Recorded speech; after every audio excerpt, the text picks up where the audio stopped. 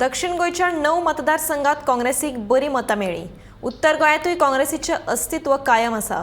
2027चे विधानसभा वेंचणुकेंत काँग्रेसीन 30 सिटां जिखपाचें लक्ष दवरलां, अशें विरोधी पक्ष फुडारी युरी सांगता। जाल्यार विजयाच्या कोतान भाजपा आतां पार्टी विथ डिफरन्स न्ही जाल्यार डिफरंट पार्टी जाल्या खंय। भाजपाच्या लोकांनीच तांकां न्हयकारल्याचें विजय सांगता। The win in South Goa and the national results are, it is a beef-eating reply and it is showing that the BJP basically is fading. जे म्हाका दिसता 27 अब की बार 30 पार.